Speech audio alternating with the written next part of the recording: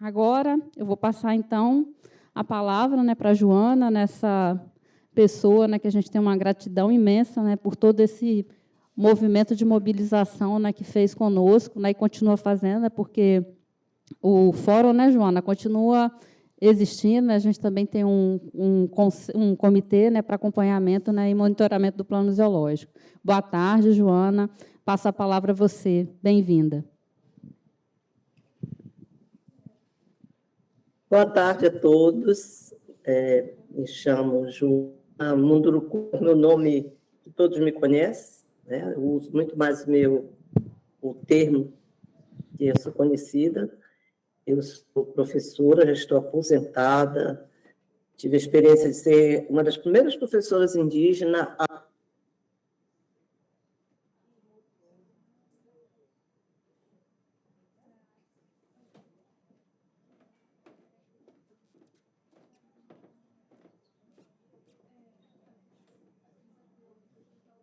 Universidade de Mato Grosso, na Universidade do Estado de Tocantins e na UBRA.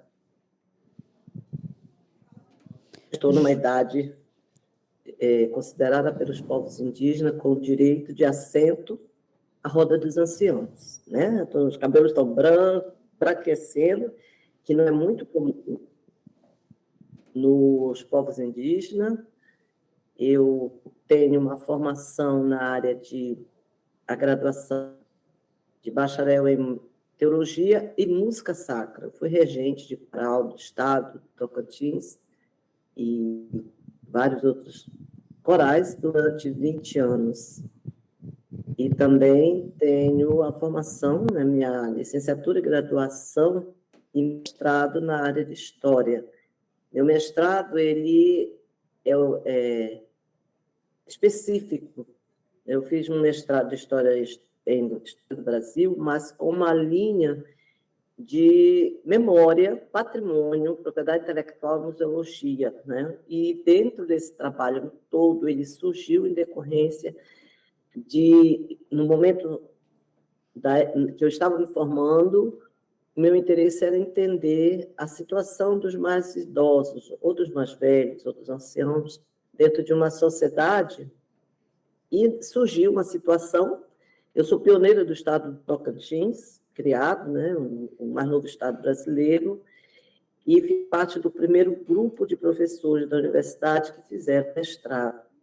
E a minha curiosidade era entender como o estado, a capital do Tocantins foi criada num período em que havia uma lei que proibia, durante 10 anos, a criação de uma capital. E, por acaso, quando eu fui trabalhar lá, eu fiz o concurso e eu fui solicitada, né, cedida para o município que tinha acabado de ser criado, implantado, estava sendo implantado, para criar o setor, o Departamento de Patrimônio Histórico. E, então, eu tive que fazer uma análise de todos os documentos que estavam guardados em caixas, que, inclusive, iriam ser queimados. E eu encontrei um ofício, no documento base, que dizia como, né, era um acordo para que pudesse criar a capital num período em que era proibido. Então, eu parei, disse, esse vai ser o caminho que eu vou seguir, porque ele não tinha documento, o único documento era aquele, não havia uma ideia de um documento. E eu fui à comunidade que cedeu esse direito, ela tinha 1 ano e 6 meses, que tinha acabado de ser reconhecida como município, e eles conseguiram, através dos acordos políticos, passar esse direito para Palmas ser capital. Então, para eu poder entender, eu tive que fazer um trabalho com a memória dos velhos, conforme diz a Clécia Bose, né? Que a memória dos velhos fala muito sobre como foram os 18 memórias, e foram através de um caminhar, um indicando o outro, e eu buscando identificar onde morava, porque muitos já não viviam mais no povoado, que ainda voltou a ser povoado depois que abriu mão do seu direito, e foi ouvindo em conversas, roda de conversa, eu fui ouvindo e eu fui, durante 4 anos, a história, a gente estuda que ela é em migalhas, em pedaços. Eu fui costurando, e aí eu fui vendo o painel histórico da origem daquele povoado, de toda uma outra história que estava oculta e a capital. Então, através deles, do depoimento de cada um, da ajuda deles, eu consegui, então, chegar a encontrar os documentos que contavam a história deles. Então, isso me criou uma paixão. Eu sempre fui apaixonada na área de patrimônio, arqueologia. Comecei isso em 1992, quando fui para o Tocantins.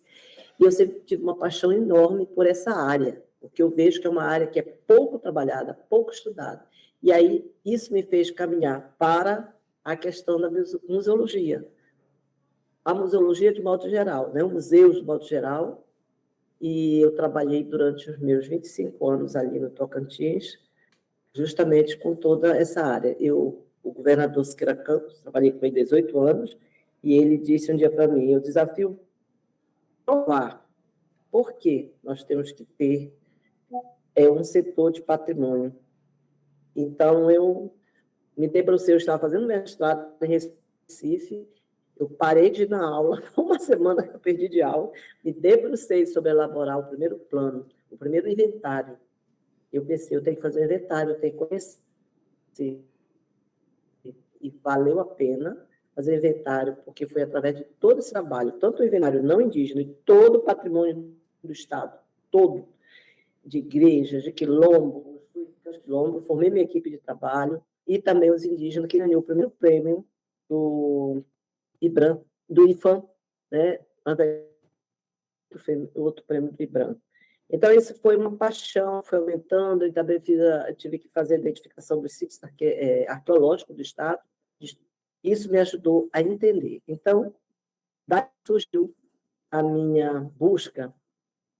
E como eu sou indígena, eu sou do povo Munduruku, mas tenho me dedicado nesse caminhar, né? Longe do meu povo, por uma questão de obediência aos mais velhos, eu não volto ao meu povo, porque meu papel no movimento indígena é ajudar outros povos que precisem de orientação e de ajuda nessas questões do que eu faço.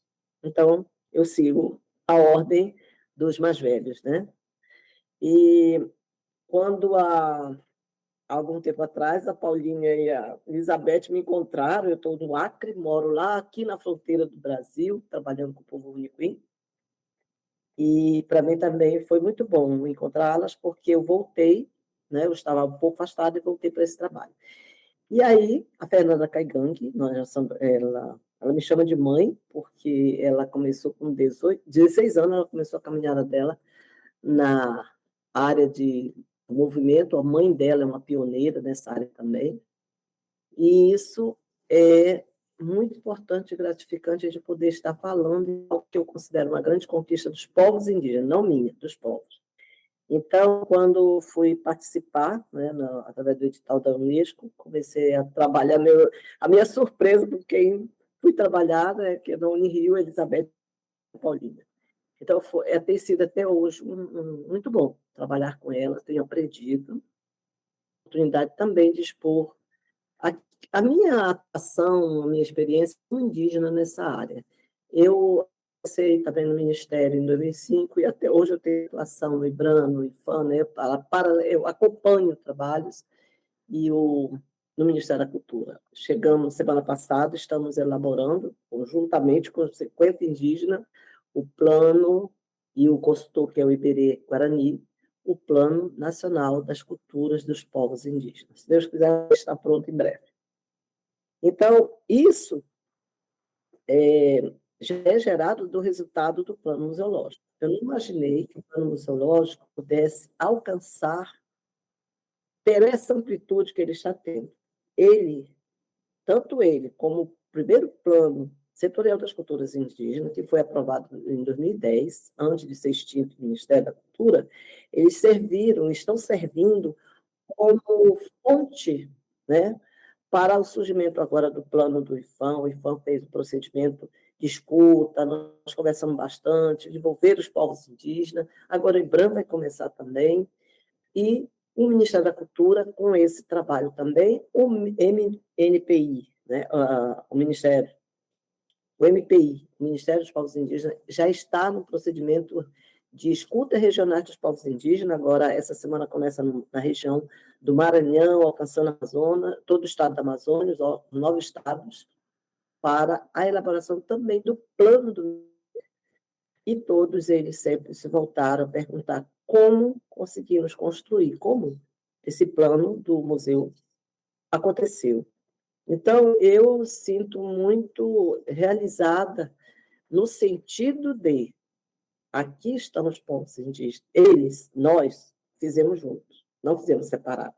Então, essa questão de ter essa participação ativa, que colabora e é horizontal, iguala a todos, não há ninguém melhor do que o outro, ninguém sabe mais do que o outro, embora no nosso grupo indígena nós já temos vários museólogos, nós temos arqueólogos que já trabalham nessas áreas, ali todos eram iguais, cada um com a sua experiência, com o seu conhecimento, pessoas que não tinham conhecimento de nada ainda de patrimônio, vieram para essa participação.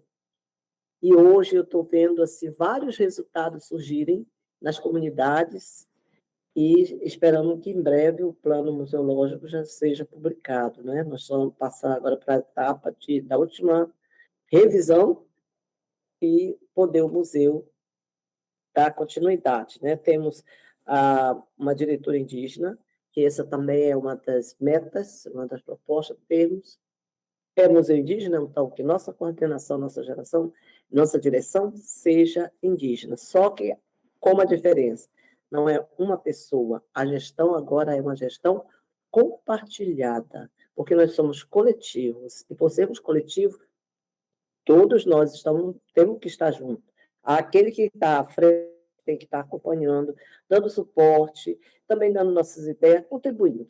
Então, não parou aqui, continua esse movimento. E, para isso, nós temos o Plano Museológico, o Fórum do Plano Museológico, e temos o comitê, e em breve teremos o Conselho do Museu Nacional, né? O primeiro conselho. Pode passar. Pode passar, Lana. Bom, aqui nós temos algo que para nós é simbólico e é muito importante. Foram, no decorrer, durante a construção, foi pensando numa logo. O primeiro pensamento foi ter uma logo oficial para o plano, que ao olhar nós sabemos que é o plano. E depois os parentes foram propondo, então, que os programas também tivessem suas logos, porque nós indígenas somos muito de simbólicos, nós somos muito de ver o desenho, temos a habilidade de fazer a leitura, de interpretar, porque tudo nosso está interligado com o nosso ambiente, com a floresta, o meio que nós vivemos, entre nós, com nossas memórias, nossas histórias. Então, nós não somos desassociados em nenhum momento. A espiritualidade é todo pensamento, todo viver, todos os nossos costumes. Então, somos guiados por essa espiritualidade, né? Somos levados a buscar tudo com o significado daquilo que faz parte da nossa vivência, do nosso dia a dia, de nossas memórias. Então, esse plano, esse logo, ele foi rascunhado pelo cacique Ninauá, que é do povo Runicuim, que é o cacique geral, presidente da Federação do Povo Runicuim, e também pela esposa dele, que eles desenharam, rascunharam.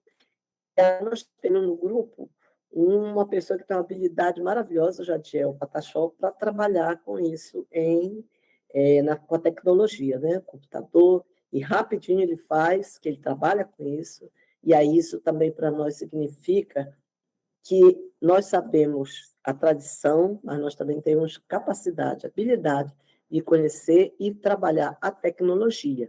Alguém disse para mim assim, como que isso é um desenho indígena? Porque isso aqui é computador. Eu disse, mas isso vem mostrar exatamente que nós temos habilidade nos dois universos e que nós podemos trabalhar juntos. E o significado eu vou ler aqui, porque cada frase diz o que vem representar isso para nós. O globo, ele é o globo transparente, né? Ele representa a conexão global e o papel do museu na preservação e transmissão das memórias e dos saberes indígenas. Para nós, a palavra museu é muito parte do nosso vocabulário. A gente já tentou mudar, mas vamos caminhar até que encontremos algo que possa ter o seu significado, respeitando a questão museológica, museus, né? Então, nós podemos chamá-la de casa da memória, casa do conhecimento, casa do pensamento, muitos nomes. Isso depende também do povo. Nós estamos presentes em todos os lugares. Nós não somos só indígenas. Isso não é só no Brasil, né? Nós temos povos originários no mundo inteiro, em todos os países. O cocá, esse colorido, são as cores primárias que a gente estuda na escola e que, na verdade, são as cores básicas. Cada uma dessa cor, ela tem um significado para nós. Então, o cocá é o símbolo do círculo, né? Ali está o meio círculo, mas é um círculo que não termina e envolve a todos. Então, esse é o fato do cocá. E abaixo dele está a árvore sagrada dos povos indígenas da Amazônia, a mãe das árvores, chamada Samaúma.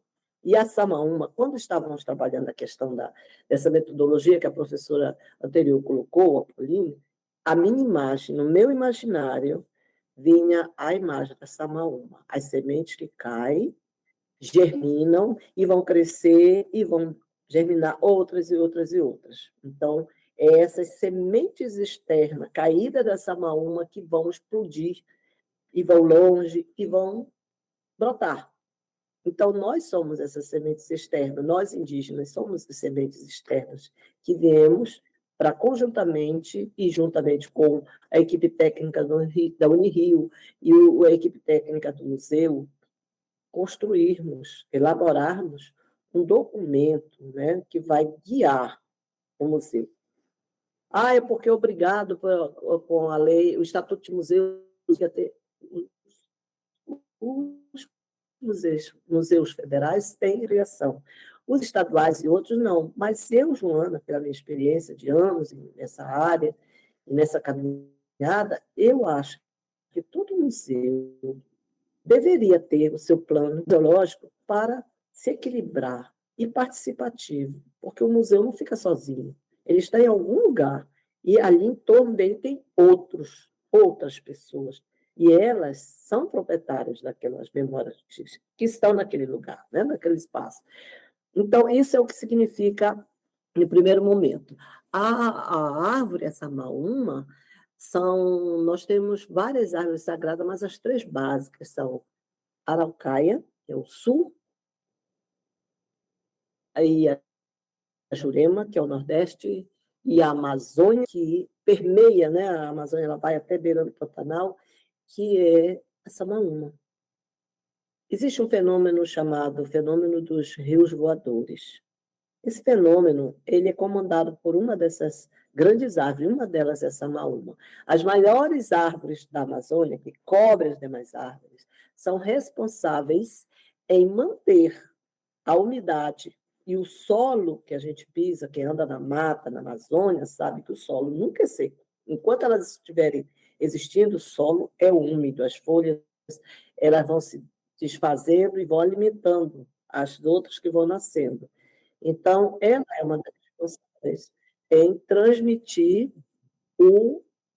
fazer molhar, né? As folhas estão úmidas porque a samambaia puxa, né? Através da seiva, ela leva a ponta das folhas. De manhã a gente vê a pontinha da folha com a pontinha pendurada. Então, os ventos fortes né, batem nessas grandes árvores. Esse líquido ele se espalha muito longe, né? Ele faz esse movimento de um rio. Por isso é chamado rios voadores. Então, ela é a mãe. Ela gera outros. O museu que está ali abaixo, né, ele é uma casa tradicional, feito de palha, e ele é o guardião. Ele guarda, ele está protegido pela Samaúma, protegido pelo cocar simbólico dos povos indígenas, onde quem deve usar os cocás são os grandes líderes, são os líderes. Essa é uma sinalização, é uma coroa de um rei, é assim que me dizia o pajé. E estão ali essas memórias, vivas ou arquivadas. E abaixo nós temos a continuidade, né, de todo o globo. E uma das coisas importantes é a flecha, nosso símbolo maior. Essa flecha ela é um símbolo de um equilíbrio e que ela está sempre apontando na direção do futuro. E ela equilibra esse globo. Então, esse é um símbolo de sabedoria. Por isso que ele foi o ganhador dos demais outros que também são simbólicos para nós. Pode passar. Bom, aqui nós temos temos mais outros também que consideramos que, embora tenha um ganhador, nenhum logo seria descartado, porque cada um deles traz uma fala para nós. Cada um deles fala conosco. Então, aqui nós temos outros logos, né? Vocês podem ver que ao lado diz qual é o papel de cada um. Pode passar. Nós temos aqui os logos dos 14 programas que foram trabalhados a várias mãos, nenhum foi trabalhado sozinho. Um dava ideia e o Jadiel lá, que estava no computador, ia fazendo, o outro ia dizendo as cores, às vezes dava uma opinião, eu criava lá na sua comunidade, mandavam. Então, nós temos todos esses. Existe uma proposta dentro do plano que seja implantado no museu, numa entrada, num espaço bem visível, todos os logos com suas simbologias. Pode passar. Bom, aí vem o desafio, né? Porque eu me senti desafiada. Juntar os povos indígenas, considerando as diferenças de línguas, as distâncias geográficas, as organizações, as suas organizações, sua estrutura social não são iguais. Então, muitas diferenças, por isso nós somos uma diversidade. Eu tive que pensar, eu tive que considerar, né? Eu tenho que respeitar tudo isso, a lei também diz isso, porque não era apenas só juntar todo mundo, mas, além de fazer, de articular, eu tinha também que pensar como esse espaço fizesse com que nós nos sentíssemos parte do processo. O indígena, quem trabalha com indígena, ou com povos tradicionais, porque isso não é só o indígena, ele precisa ter muito claro na mente que ele está lidando com pessoas de todas as diversidades de vivência, de cultura, e que há um respeito mútuo entre nós, e que nós temos nossa maneira de participar.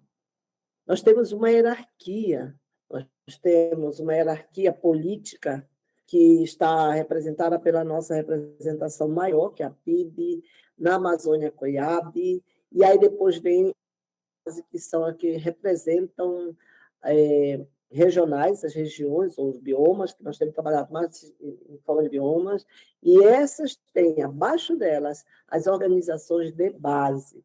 Um exemplo, Federação do Povo Único, em onde eu trabalho, somos 12 territórios. Dentro de cada território tem uma série de aldeias. E essas aldeias, nós não somos iguais dentro do mesmo território. Se você sai de uma aldeia e vai para outra, você já vai ver que há uma diferença de convivência, de vivência. Há uma diferença. Mesmo que a cultura maior segure a todas, existem pequenas sutilezas de diferença para os quais nós temos que nos atentarmos, para não desrespeitarmos. E elas têm suas próprias organizações internas, que estão ligadas à organização maior e assim por diante. Então, tudo isso eu tive que pensar, Então, assim, a Unirio, ela já providenciou os ofícios para as organizações políticas principais que nos representam, e elas são responsáveis em encaminhar os documentos para as demais organizações. Mas, como vivo no mundo indígena e sei como é o caminhar disso, a minha preocupação é com o tempo para que o documento chegue. Aí nós temos que levar em conta que nem todas têm internet ou energia, que nem todas têm uma facilidade de acesso à cidade. O que é que eu ia fazer? Eu ficava horas pensando, eu preciso estabelecer um dia e chegar dentro do tempo para que eles possam serem convidados, poderem ter um interesse, e não só o e-mail, né? Mas o grande veículo que nós usamos foi a internet com o celular, né? O Zap. Todo mundo tem o Zap. Isso é muito mais fácil do que uma internet, do que um e-mail. Às vezes chegava, o e-mail ia, mas não chegava, mas o Zap era rápido. Então, bom, o desafio que eu tenho agora é articular. Eu queria muito mais de 70, mas no primeiro momento nós conseguimos com 70 e aos pouquinhos foi aumentando. Nós começamos com 40 e foi aumentando, hoje nós somos mais de 100, porque ele não é limitado, não é aberto. Quer vir participar, sim, sai, é livre, né? Isso é característica nossa. Nós somos livres. Então, assim, vai chegar e dizer, não, você não pode. Não. Nós respeitamos o limite do outro, respeito nosso. Então, a questão também de indicação. A OIT, a nova, ela diz que tem que fazer a consulta livre, prévia informada e com consentimento, não é só fazer e já diz, eu fiz. Não, tem que ter o documento escrito que consente e que indica quem vai. E eu pensei, isso demora, isso não é um mês que você faz isso, não. Nós não vamos trabalhar isso até que a equipe se desloque, recursos financeiros não tem, tenho que encontrar um meio que a gente consiga trabalhar com a participação dos parentes e autorizado pelos seus povos. Então, quando a professora fala essa metodologia das sementes externas, eu fiquei pensando como ela explicou, e nós vamos então trabalhar, no primeiro momento, era trabalhar na divisão de grupos de trabalho. Então, nós fomos para a primeira reunião, e quando começamos, elas foram explicando, minha rapidinho mapeou, e eu pensei, não vai certo.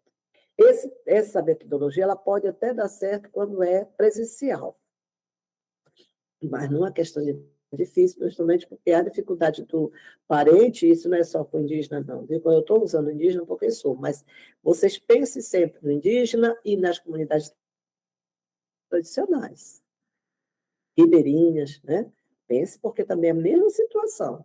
Todos os problemas que nós temos de energia, de internet, de contato, eles também têm. Então, eu iria fazer que até que o parente entenda, ele vai fazer parte da coisa, volta para a sala, ele vai se perder. E nós fomos para um país e realmente não deu certo. Aí vamos pensar de novo, como elas disseram, ficou todo mundo frustrado. Como eu já estava preparada, eu esperei, né, acalmar, então vamos pensar noutra, vamos ver outro meio. Deixei que elas apresentassem uma outra proposta. E quando elas falaram da questão da sementes externas, me deu estalo. Nossa, a Samaúma. Vamos, então, caminhar pela Samaúma. E aí foi, assim, para nós foi um avanço, foi uma metodologia que os outros estão começando a usar, isso é muito bom. E o que a semente externa faz? A semente interna, ela indicou, né? Aqueles, alguns indígenas. E eu recebi essa tarefa. Aí, como assim? Nós, indígenas, nos conhecemos a nível nacional. Sabemos então, fulano, a gente tem uma rede invisível, mas chega lá. Então, eu peguei a listagem, fui pegando e fui pensando. Bom, o que eu vou fazer agora? Vou pegar meu celularzinho e vou, ligar. Eu passava, às vezes, o dia todo ligando, um por um, conversando, explicando. Para aqueles que nunca tinham ouvido falar, eles ficavam assim espantados. Ai, professora, como foi que a senhora me achou? Ai, não sei, nós somos indígenas, a gente não se perde um do outro. E aí, tá, eu quero experimentar. E aí eu ia anotando o nome, aí a menina pediu e-mail, fizeram uma planilha, e eu fui fazendo isso a nível nacional. Fui também buscando os parentes que eu já sabia, porque eu sou da Rede de Museologia Social, que é a primeira rede de museologia indígena. Falei com o coordenador, o professor Alexandre, com os que compõem toda a parte de coordenação da rede. Aí passei a tarefa para eles. Qual era a tarefa? Você agora vai indicar um outro parente que seja do povo. Passe o contato, você fala com ele primeiro, depois você passa o contato, que eu vou falar com ele.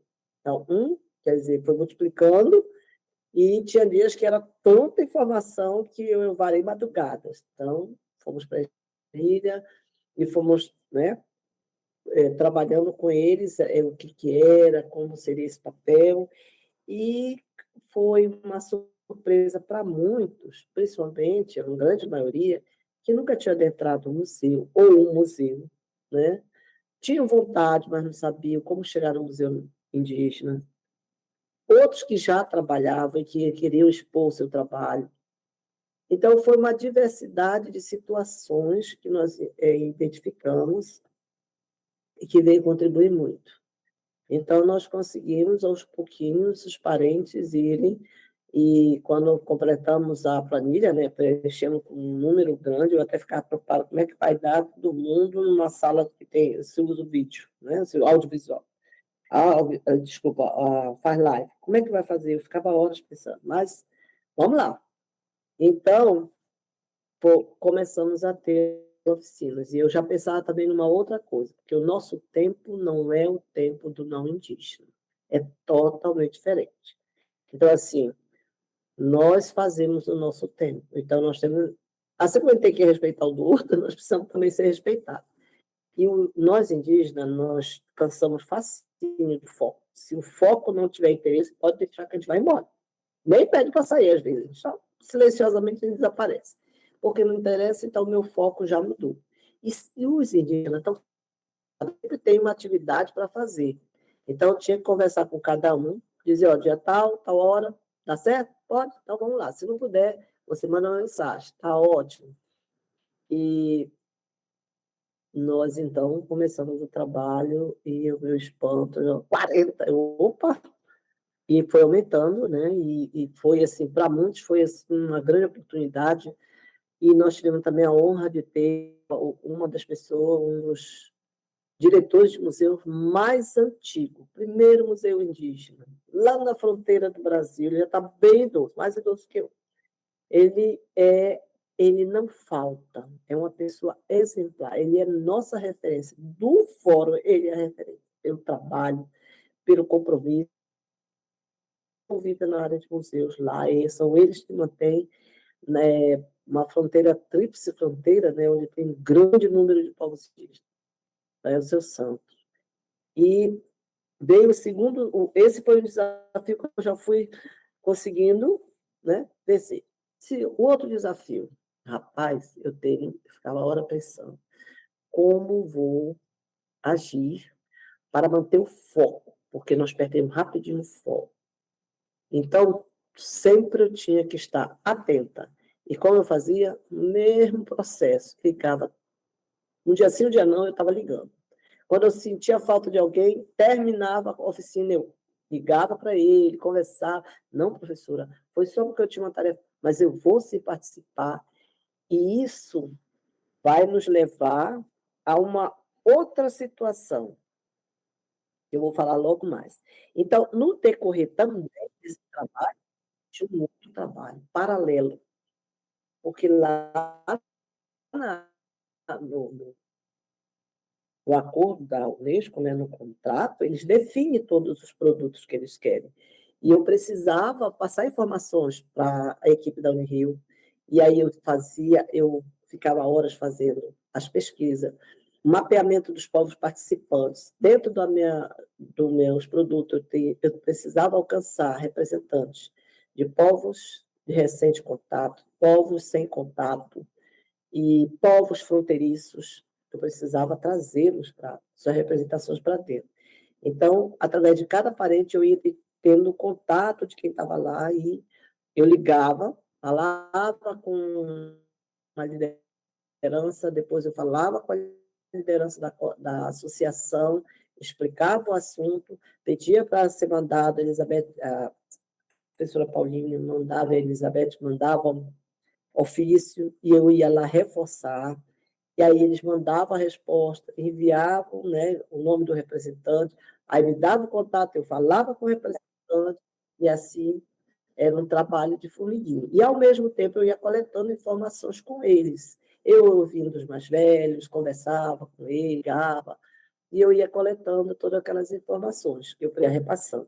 E fazendo o mapa de cada povo, qual lugar que eles estavam, para poder a gente ter essa visão dos participantes, do povo, da sua língua, então eu precisava estar atenta a isso. Então, era um trabalho bem dividido. E estudar sempre que meio eu usaria para manter o foco. Então, pode passar? Tá. Quando a gente diz diversidade como competência e desafio, quando você tem uma diversidade, como nós temos, e nós tivemos e continuamos a ter, o pensamento, a visão, elas são muito ricas, elas vêm se completar uma com a outra, elas se encaixam de tal forma que todos se sentem que isso é importante, é sentir-se acolhido, é sentir que faz parte, é se sentir como protagonista daquele processo. É isso que precisa ser gerado. E não é assim só falar, é viver aquilo, é a forma como você fala, que você apresenta, que você participa. E quando você está fazendo esse processo, eles estão desenvolvendo algo em si que nós chamamos de confiança.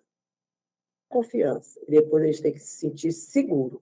Então, quem está nesse trabalho de articular, de moderar, né, ele precisa passar para o participante segurança.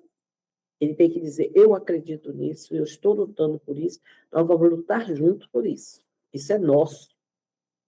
Passar para ele esse sentimento, porque nós indígenas, nós somos muito sensíveis. Nós, exatamente por termos essa permeação do espiritual, nós sentimos, nós temos a sensitividade de sentir, de olhar para a pessoa nos olhos, por isso que nós olhamos muito nos olhos, olhar para ela, aí nós passamos a observar e sentir se realmente ela merece nossa confiança, e aí nós nos sentimos seguros, e aí nós aceitamos. Então, isso é um processo, e isso não é rápido, leva tempo. Então, eu tenho, é assim, no meu caso, eu tenho algo que é muito respeitado. Uma senhora, uma anciã. Eu tive agora a homenagem, essa homenagem deles, nesse último encontro nacional, reconhecida como uma mestra. Isso pesa. Mas pode ser um jovem? Pode, mas ele tem que saber como ele fala, como ele age, o que ele diz. Isso é muito importante, porque aí ele vai gerar isso em todos, despertar. E faz com que a gente possa sentar e conversar e se sentir seguro e realmente liberar o que está no nosso pensamento, o que a gente percebe, o que a gente entende. Por isso que nós chamamos, e aí eu conversei muito com a Elizabeth e a Paulinha, nós temos que trabalhar como roda de conversa. Na aldeia, né, nas nossas comunidades, nossas reuniões elas não são feitas no auditório, não, ou nós temos a casa de reza, nós temos o Xubuan, que é a grande casa que fica no meio da aldeia, que é onde acontecem cerimônias, os cantos, as danças, festas, tradições, e também ou quem não tem só a casa de palha, chapéu de palha, bota os bancos e a gente senta ali como se tivesse um dia a dia normal e vamos conversando. E a conversa, ela não é assim, não, tu só pode falar 10 minutos, só vai falar 1 minuto. É uma coisa também que nós acordamos. Não ter horário limitando você falar. O branco faz isso, nós não. Por quê? Porque eu quero expressar o que está dentro de mim. E uma outra coisa que foi muito respeitada pelos técnicos, né, a Unirio e os técnicos do museu, pelo qual eu tenho um profundo agradecimento, é, por exemplo, foi maravilhoso ouvi-los falar. E eu penso também que isso foi positivo. Ouvir os técnicos. Nós queríamos ouvir eles. Então, eles falaram, cada um do seu trabalho. E quando eles estavam falando, aí iam surgindo as perguntas, as dúvidas, e ao invés de esperar, acho que lá no final, para perguntar, nós já perdemos o rumo da conversa, o rumo da ideia, não ia mais conseguir. Então, a liberdade de levantar a mão na hora e perguntar, formular sua pergunta, e já da pergunta já surgia a proposta. Então, assim, essa autonomia, essa liberdade favoreceu, gerou segurança, respeito, reconhecimento pelo trabalho que estava sendo feito pelas pessoas. Para nós também, indígenas, foi uma outra quebra de paradigma, uma resistência quebrada, foi nós chegarmos junto, próximo, né, estar com a equipe técnica do museu. Quebrou, as paredes caíram, né? Fizemos uma relação de amizade, de trabalho conjunto. Isso foi fundamental do plano. Isso tem que acontecer, senão não sai do jeito que a comunidade que está construindo quer. E eles respeitavam, né? Eles respeitavam quando um falava, dava a sua ideia. A maneira como eles colocaram o seu trabalho também, para mim, na minha observação, foi o momento em que eles foram valorizados, respeitados no que eles fazem, porque eles ficam lá no seu silêncio de trabalho. Lá fora o mundo está correndo e ninguém está pensando naqueles técnicos que ficam horas e horas e horas ali trabalhando. Para nós, era um encanto poder, desculpa, eu fico emocionada, estar ouvindo, né, os técnicos do museu contando, falando do seu trabalho.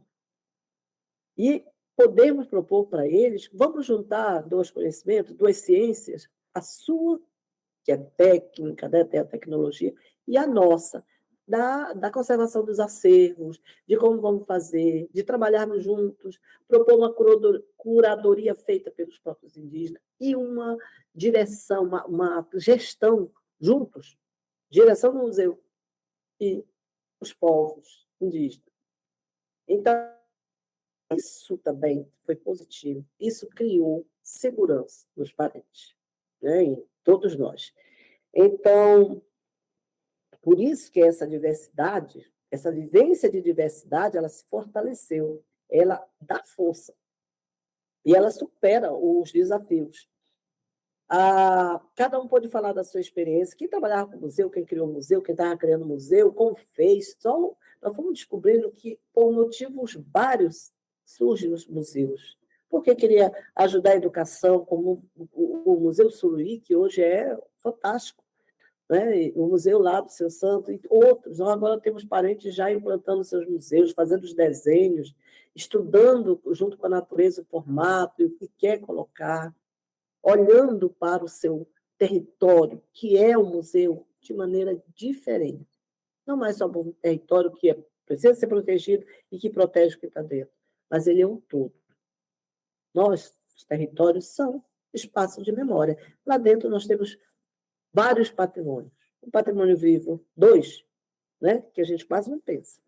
As comunidades que são as guardiões dos conhecimentos tradicionais, porque dentro dela estão os os que transmitem, né, todos os conhecimentos. São guardiões e transmitem enquanto estão vivos, porque depois que ancestralizam isso, eles se tornam nossas memórias vivas ainda, porque nós falamos nele o tempo todo. Chamamos eles sempre para estarem no pensamento, nos ensinando o que devemos fazer e o caminho a seguir. E o outro desafio para mim, e aí já entra a Suiti também, foi mediar. Né? Eu estava hoje pensando na questão da mediação. Mediar um grupo não é só coordenar, não. Você tem diversos detalhes que você precisa estar atento. Coisas sutis, mas você tem que agir rápido, principalmente em relação aos povos tradicionais e indígenas. Então, às vezes, uma palavra que era mostrada lá no texto, aí eu já rapidinho percebi a reação de alguns e aí pedia a palavra para poder dizer, ó, parente, essa palavra é aquilo que a gente fala assim, assim, assim na comunidade. Ah, tá, professor, ok, já? Então vamos botar essa palavra, vamos trocar? Vamos. Aí já, volta, troca. Acabou. Né? Ou se sentia que às vezes dava uma ideia e o outro já queria. Não, peraí, vamos arrumar essa ideia aí que os dois possam serem contemplados. Então, observar quando ficavam muito calados, eu digo, opa, esse silêncio sinaliza que não está bom, já estão perdendo o foco, estão com o pensamento longe, ou já estão cansados, porque a gente também tem isso, nós, indígenas, as nossas reuniões são longas, mas há momentos que a gente precisa parar e andar um pouco, depois volta todo mundo. Não há controle assim. Não pode ir, não. Deixa livre. Ele volta. Então, essa mediação de tudo fora de lá, essa questão de faltou fulano, faltou alguém, peraí. Às vezes estava na própria reunião, como eu fico do lado de fora, eu passava uma mensagenzinha, fulano, cadê você, o que aconteceu? Daqui a pouco ele responde, professor, desculpa, perdão, eu perdi a hora, eu posso entrar? Pode. E assim nós íamos mediando, né? Às vezes eu estava com dificuldades, a gente conversava, a Suíti também, né, pelo outro lado também fazia isso, então nós tínhamos esse trabalho conjunto e que também é fundamental para quem trabalha com essa mediação. Pode passar. Aqui nós temos essa estratégia de articulação, porque veja o tamanho do grupo, não indígena e os indígenas. Então, assim, foi um encontro de dois universos, conhecimentos diferentes, culturas diferentes entre si, e cultura diferente do não indígena, que também tem as suas, né, diferenças também culturais. Então, eu coloquei essa frase que diz que mobilizar de fato, é criar condições para que todos possam construir junto, sentirem-se acolhidos e como parte de um processo. Não vamos usar a palavra integrar, para nós é uma palavra apagada. Os indígenas aboliram a palavra integrada, ela vem do período da ditadura e para nós ela significa morte, significa apagamento de um povo, porque quando você derrama o leite dentro do café, ele se dilui e não sabe o que se torna, né? E a mesma coisa, não é isso que nós queremos. Nós queremos continuar a ser quem somos indígenas, com nossa diversidade cultural de 392 povos. Recentemente, agora já tem um outro povo que foi identificado, que se escondia e já foi identificado, que essa é a história do Brasil. E essa estratégia, a articulação usada, eu precisei usar exatamente essas palavras que estão aí. Gerar a compreensão, no sentimento do parente, através da conversa com eles, que ele era o protagonista, ele era o autor, ele é parte da autoria, da elaboração daquele documento. Sem ele, a colaboração dele, nós ficaremos perdidos, quebrados, capengas, né? Que a construção, a participação, a colaboração deles era para construir a colaboração dele era fundamental. Se ele não tivesse lá, como é que nós íamos construir um documento e dizer que era depois dos povos indígenas, né? Então, quando nós começávamos a conversar sobre isso, eu via, eu percebia, porque eu sei como é que nós somos trabalhados. Primeiro, a gente sente aqui. Nossos olhos nos mostram, né? E nossa mente, então, faz a percepção, a leitura. Quando a gente adentra um espaço, a primeira coisa que nós fazemos é ler o espaço, ler cada pessoa e observar cada um, cada coisa que acontece. Nada passa desapercebido ao indígena. É no silêncio que a gente consegue. E foi agora recente, no grupo lá, eu disse para eles, não se ganhe uma guerra gritando, um grito, um falando mais alto que o outro. É no silêncio. E os estoicos também diziam isso. No silêncio você vence uma guerra, um conflito. Então, gritar não precisa se alterar, que isso acontece muito, porque cada povo tem a sua forma de luta, a sua forma de... E nós não podemos deixar que o ego, nosso ego, seja melhor do que o outro, mais alto que o outro, porque ego não constrói nada, ele destrói. Então, a gente tem que ter a compreensão da humildade de que somos juntos, e que junto, como diz o meu líder máximo do povo único, ele tem uma frase que hoje é um slogan, né, que é o Cacique Ninauá. Ele diz assim: unir para lutar e unificados para vencer. Então, não vence ninguém sozinho. Eu sempre tenho que falar, eu ainda faço isso hoje, quando estou conversando no fórum, tive que falar agora nessa reunião do próximo plano, e era o que eu falava para eles. Nós temos que estar juntos. Nós vamos, em algum momento, diferenciar nossos pensamentos, mas a gente vai encontrar um jeito de nos juntar e deixar a diferença de lado e seguir em frente, porque senão nós vamos perder, nós não vamos conseguir. Então, essa era a maneira com que eu podia conversar com eles e dizer: olha, a construção, ela é nossa, mas nós temos que considerar também os sábios anciãos que tem lá. E aqui eu quero fazer uma observação e dizer para a Helena, eu sei que ela está ouvindo, está aí. Ontem, inclusive, eu comentei sobre isso, né? A Helena fez uma proposta que nós não tínhamos pensado na formação do conselho. Nós temos alguns anciãos no nosso fórum. Eles são muito importantes para nós. E ela nos propôs algo de ter esses anciãos no conselho como ponto de concordância, seriam eles como fossem esses mediadores, quando não houver um consenso entre o conselho, os mediadores seriam os anciões, teriam a última palavra. Eu quero dizer a ela parabéns, porque é assim que nós fazemos nas nossas comunidades, né?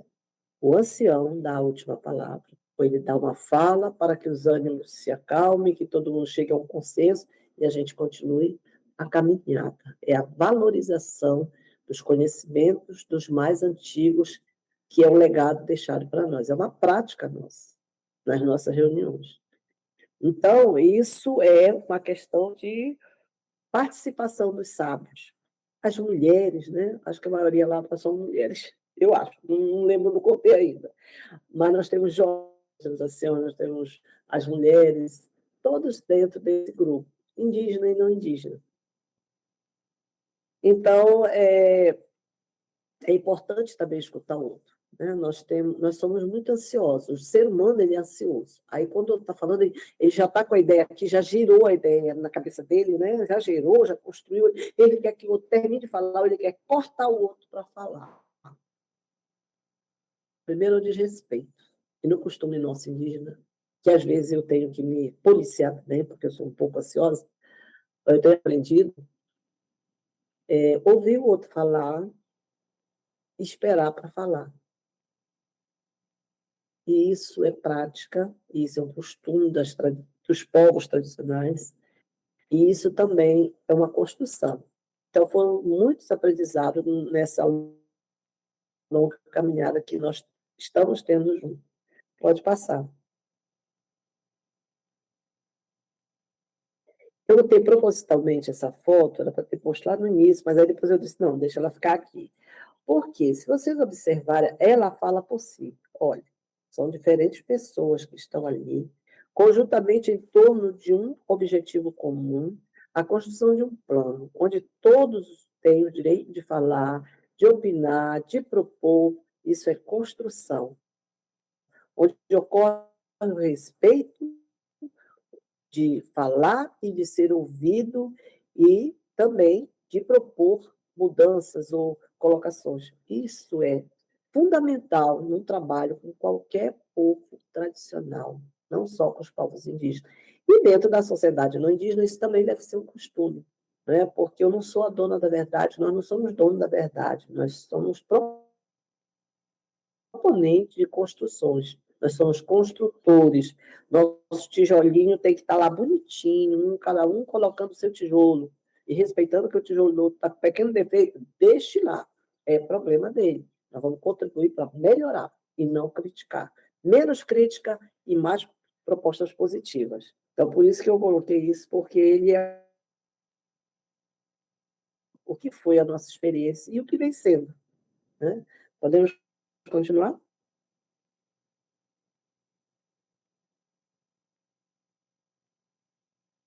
Pode passar. Ah, ótimo. Aqui vocês podem ver o grupo, né? Esse dia foi a entrega da minuta, lá no museu. O Daniel, que está na frente, foi o nosso primeiro coordenador do plano, junto com a Monique. A Monique está aqui conosco, porque, verdadeiramente, se não houvesse compartilhar, que chama compartilhar de poder, temos uma participação verdadeira. Se nós tivermos alguém dizendo, não, vamos fazer assim, faz, e não, é isso aqui, acabou. Nós estamos sendo induzidos ou não estamos sendo ouvidos e alguém está dizendo, faça. Nós temos muita gente que são impositivas, né? E elas querem que seja aquilo que a verdade que ela tem. E muitas vezes a verdade está no outro pensamento, e que junto nós encontramos esse consenso. Então, é por isso que a preocupação de que participar de verdade é você dividir o teu poder de fala, o teu poder de pensar, o teu poder de agir com os demais que estão ali. É a vez de cada um. Eu sou professora e, né, eu nunca gritei com aluno. Não. Eu trabalhei, inclusive, com alunos que usavam drogas, que muitas vezes eu tive que intervir para ajudá-los. E na universidade, né, nós sabemos como é universitário, né? Eu dizia assim, eu fui universitária do fundão, eu gostava de sentar lá no fundo da sala, mas na hora da prova era a primeira cadeira era minha. E eu chegava na sala, tava aquele barulho, eu pegava, entrava devagar, botava minhas coisas, cruzava os braços e ficava olhando. Aí daqui a pouco via que a professora tinha chegado, aí paravam, se arrumavam. Opa, olá, tudo bem? Como é que foi a feira aí do mercado? Venderam muito? Tiveram uma colheita de recursos? Aí eu via que todo mundo ficava assim, então assim, não gritava, mas eu deixava eles se sentirem à vontade até o momento em que eles caíam em si, em que eles não estavam no momento certo, e que eles estavam tirando o direito de quem queria ouvir a aula, queria participar. Então, é isso que a gente precisa também observar, né? Eu não posso permitir que só um domine o cenário. Muitas vezes, quando eu estou hoje, a gente mantém reunião de conselho para qualquer, do conselho do fórum para qualquer assunto, nós temos um fórum. E nós nos reunimos normalmente, estamos sempre conversando. Quando nós estamos em reunião, que eu começo a ver que, né, as coisas não estão indo bem, eu fico calado. E eu deixo ir. Daqui a pouco um para e diz, professora, você não vai falar não? Eu disse, tá, vou. Quando parar aqui, quando vocês se encontrarem, eu falo. Eu penso assim, eu não digo assim, vai fazer assim. Não, eu sugiro. Eu, assim, agora a escolha é de vocês. Está aí a minha colega, a Sueli. A Sueli também é uma calma, né? Aquela tranquilidade também para colocar o que ela quer colocar. E aí a gente vai entender se é ou não. Então, chama-se respeito ao direito de fala, ao direito da opinião do outro. Isso é fundamental em qualquer comunidade, né? Então, o que nos trouxe de positivo? Esse trabalho ele fortaleceu, ele trouxe um fortalecimento e traz todo o trabalho que é feito assim, fortalece os povos participantes e que transportam isso para outros. Há uma troca de experiência fantástica, não aprendi muita coisa, eu vou fazer isso lá na minha aldeia. Aí gostei. Então, e aí começam as trocas de contato, e um já vai visitar a aldeia do outro, é do povo, mas vai visitar a aldeia do outro, que é do outro povo. Isso é provocar como é que se diz? Um intercâmbio, né, das trocas. Sentimento de pertencimento. Eu preciso me sentir que faço parte disso. Então, eu pertenço à área do museu, eu pertenço ao museu, o museu é nosso território, nós pertencemos aquele museu é dos povos indígenas, que é trabalhado por indígenas e não indígenas, que a gente respeita e reconhece o trabalho. Isso é fundamental. isso nos leva, quando a gente consegue sentir tudo isso, a segurança, a confiança, o pertencimento, a gente se engaja de verdade na luta, a gente tem compromisso, a gente não quer perder. Aí vem a questão coletiva dessa construção de proposta, que o fulano faz lá a proposta e faz, puxa vida, que bom, aí eu concordo, voto. Às vezes nem há discussão, dificilmente há uma discussão. Eu vou entender que eu sou o protagonista, que eu sou o autor daquela construção.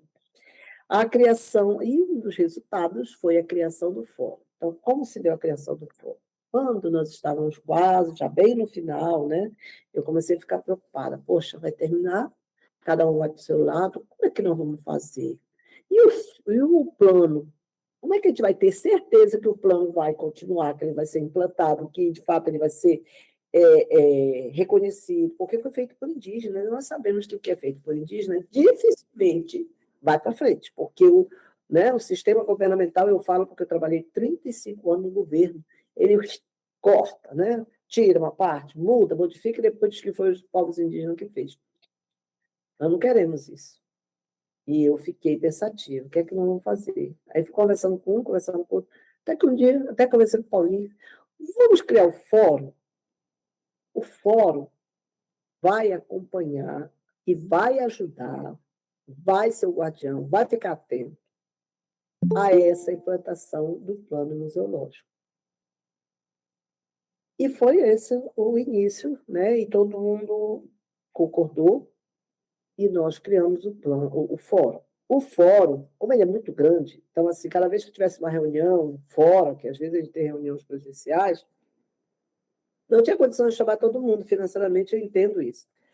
Então, nós fizemos outra proposta. Vamos criar um comitê, ele é menor, o fórum vai indicar quem vai para o comitê, e o comitê é que vai nas reuniões, né, para trazer para o fórum. E outra coisa, tudo que a gente faz tem que passar para o fórum, porque o voto base é do fórum. Né? Então, aconteceu isso. Com essa luta que nós estamos já, graças a Deus, a Helena que está acompanhando isso, tem nos ajudado bastante. Nós não íamos ter um conselho, era um colegiado, e, de repente, pela reestruturação da FUNAI e também do regimento interno, nós temos o direito de ter um conselho portariado pela FUNAI. E nós vamos ter um conselho, o Conselho Nacional, né, do Museu. Então, esse fórum é que mantém o elo, nós nos mantemos interligados. E esse fórum já tem feito várias atividades, assim, no sentido da reunião, de participar. Muitos de nós somos chamados para participarmos em várias atividades. E agora, né, nós estamos começando a conversar, a pensar, vamos institucionalizar o fórum, se Deus quiser, porque nós já estamos com uma outra visão de alcançar o mais longe possível as comunidades indígenas. Há uma proposta no plano de criar a rede nacional de museus de território. Mas isso ela vai gradativa. E nós do Fórum já vimos que eles precisam. Então, através do Fórum, nós vamos tentar trabalhar isso, não tirando o lugar do museu, mas tentando dar suporte ao museu, né? Para que ele possa, porque são muitas tarefas que o museu tem. O plano tem muita coisa, 14 planos. Então, esses planos, a gente sabe que eles vão ser implantados, tem um prazo de 5 anos, depois de 5 anos vai fazer a revisão total, vai se decidir se continua o mesmo plano ou se vai fazer alterações, o que é que vamos fazer? Vamos avaliar o que já foi feito, o que não foi. Nós temos compreensão de que não é possível o museu implantar tudo de uma vez, são poucos os técnicos para a quantidade de responsabilidade que o museu tem.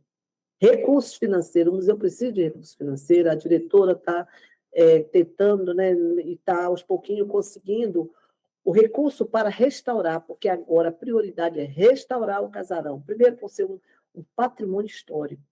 Segundo, porque é onde está o território das memórias e história dos povos indígenas. E terceiro, ele comprova, e isso eu tenho experiência por ter implantado já o Museu Indígena em outro lugar, de que é possível que a minha história, minha memória, seja pegada por um casarão, por uma casa, por um espaço que não é indígena, que é não indígena, mas ambos contam histórias, nós contamos nossas memórias. Claro que o sonho é nós termos um terreno próprio a construir um grande museu dos povos indígenas, mas enquanto não tem, vamos cuidar daquilo que está em nossas mãos. que é o casarão. Ele tem uma história no Rio de Janeiro, para o país. A gente não pode respeitar isso, né? Isso é patrimônio, isso é memória. Pode passar. Bom, ainda havendo os pontos positivos, aí eu vou entrar aqui nas sugestões, eu considero que nós tivemos grandes conquistas dentro disso. Primeiro foi a ousadia, propor uma gestão compartilhada para o museu. Não é o diretor sozinho que vai trabalhar, ou a diretora, ela precisa compartilhar, e a gente vai dizer, podemos ajudar aqui. Vamos ter curadores indígenas. As exposições não serão mais ditas ou ditadas por uma academia, pela universidade, ou alguém que pensa e vai lá, não. Vamos abrir editais. O dono do que está no museu vai dizer, nós queremos a exposição assim, o curador vai ser daqui da aldeia, ou se abrir o edital, os povos concorrerem para propor o que tipo de exposição eles gostariam de ter, e eles vão montar, ter qualificações para curadores. Nós temos muitos pesquisadores indígenas adentrarem o museu com bolsas, ou apoios, e poderem fazer as pesquisas da sua própria história que está lá. Isso é de pertencimento deles. Bom, e, no final, eu gostaria eu não vou fazer perguntas, mas eu gostaria de sugerir para quem pretende montar um museu, alguém que quer trabalhar a área de museus, siga essa rota que nós seguimos, né?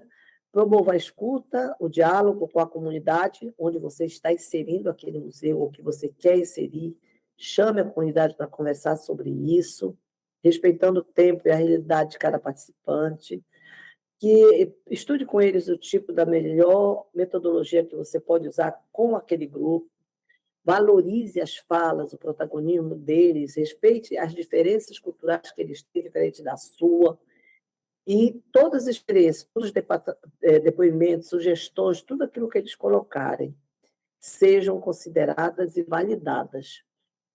E é preciso pesquisar sobre aquela comunidade, sobre aquele povo que você tem essa proposta. Tá? Então, uma das coisas que foi fundamental também, isso aí foi a Unirio, todas as nossas oficinas estão gravadas e elas foram enviadas para todos no fórum para que pudesse fazer uma revisão e pensar em novas propostas. E isso é fundamental. Isso são memórias guardadas. Eu quero aqui agradecer a todos que estão aqui, né? Eu sei que eu falo, o indígena fala muito, a gente tenta se controlar, mas tem muitas coisas que a gente gostaria muito de compartilhar. A experiência foi valiosa demais e continua sendo. E agradecer, né, a Unirio e o museu, parabenizar por essa atividade que está fazendo e que espero que novos encontros sejam feitos em breve, que esteja restaurado e a gente possa ter mais atividades. Obrigada. Aqui é o documento, né, que a gente construiu, né, consolidado. Se alguém quiser, né, ter acesso aí, pode, né, ver esse código. Eu espero que esteja funcionando, né? Tá?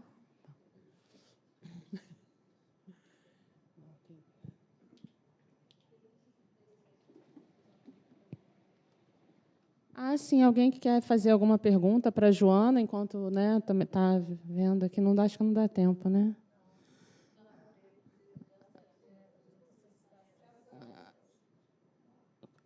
Como? Tá. já tá acontecendo.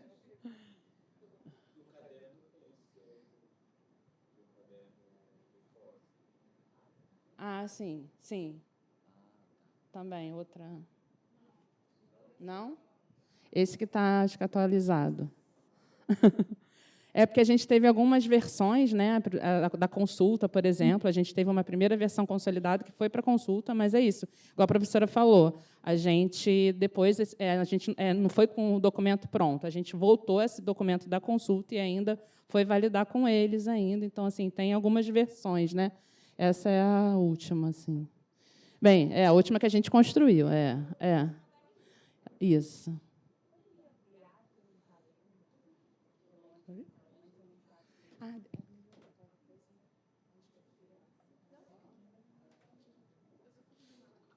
Não.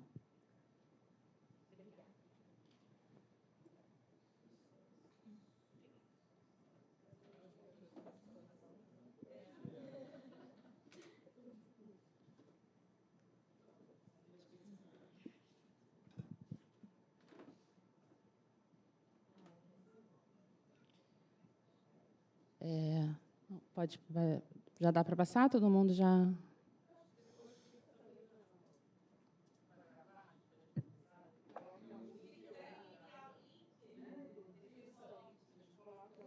Sim. Então, vamos lá. Pode passar. Então, vamos lá. Começar, já todo mundo meio cansado, né? Tentar ser bem objetivo aqui. Eu vou só ler o significado, né, da logo de gestão de acervos, já que eu vou falar sobre ele, né, para trazer, né, um pouco dessas visões, né. Só para não perder nada, acho melhor ler, porque, né, a gente sempre são dois mundos, então às vezes eu posso acabar esquecendo algo importante. Então,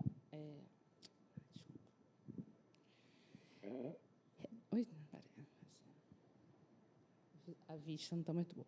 Representa a função de gestão de acervos, né? É esse logozinho aí, incluindo elementos específicos de museus, como estantes estilizadas, livros, rolos de arquivo e artefatos integrados com padrões culturais indígenas em um design minimalista equilibrado, design que integra o globo, simbolizando a interconexão cultural, e a casa, que representa o museu como espaço de preservação dessa gestão de acervos. Como a Joana diz, né, eu vou dar um pouco a minha visão, né, também desse símbolo, que eu acho que esse símbolo é bem importante assim, exatamente nesse programa, que eu acho que esse programa, assim, por isso a gente escolheu ele, né, fora o fato também de eu e Daniel, que somos voltar um pouquinho, né, acabei que eu não me apresentei. Eu sou servidora aqui da casa, trabalho com essa área de acervos, então também, né, o fato de ser esse programa, fora ser um programa que é o coração, né, de qualquer museu, mas também o fato da gente trabalhar, né, nesse setor. Eu e Daniel, né, no caso, né. Daniel começou com a gente, agora, né, não sei se ele vai continuar com a gente, mas é isso. Foi muito importante nesse trabalho. Então, voltando só um pouquinho, só para mostrar um pouco como que, assim, né, a gente pensou isso, né, a nossa vivência nisso. A professora Elizabeth já trouxe, né, a questão do TED, tudo isso. É só assim, né, contextualizar a gente aqui, né, como ela disse, nós somos muito poucos e assim, a gente, né, não faz só trabalho de acervo igual a outros lugares, né? Então a gente faz licitação, tem que fazer TR, tem que a gente é fiscal de contrato, é loucura, né, total. E, assim, quando a gente ia contratar, né, essa questão do plano museológico, a princípio a gente ia contratar uma empresa, né? A gente tinha essa prática aqui de licitações, né? E a gente, na verdade, eu e Daniel, a gente pegou... Existe aqui uma coisa de, não, todo mundo tem que pegar um contrato. Então, assim, vamos pegar pelo menos um contrato legal, né? Porque, tipo, senão a gente vai ter que pegar qualquer um. Então, vamos pegar um que realmente a gente acha que vai trazer alguma questão para o museu. Então, assim, resolver até questões internas, né? Então, assim, a gente, né, pensou super alto, né? A gente, né, no final, às vezes, nem sempre é do jeito que a gente imagina, mas a gente também teve muitos ganhos, né? Coisas também boas que a gente também não imaginava, como todo esse contato, né, com os povos indígenas, né, eles participando, foi um aprendizado muito grande. E, então, assim, né, a gente começou com essa questão da empresa e a gente procurou a Unirio, na época, para fazer um termo de referência que tivesse, assim, né, um mínimo de qualidade, porque a gente não queria simplesmente fazer um documento para constar, né, como documento administrativo. Então, aí a Unirio também manifestou esse interesse de fazer esse trabalho com a gente. Então, a gente começou a pesquisar TED, né, a gente não tinha essa expertise. Então, foi toda uma construção, né, que chegou nesse momento desse trabalho. E assim, foi uma escolha muito acertada, porque, né, eu acho que nunca uma empresa assim, a minha visão, né, faria como a universidade, né, porque a gente, né, a princípio eram 10 meses, né, no final, assim, isso foi muito maior, assim, né, duplicou, né, foi mais do que o dobro. Então, assim, né, a empresa é isso, acabou aquele momento, conseguiu, não conseguiu, essas questões, né, dos indígenas, provavelmente eles trariam, né, um modelo mais pronto, então, assim, não seria nada disso, né, que a gente construiu aqui. Então, foi realmente uma boa escolha.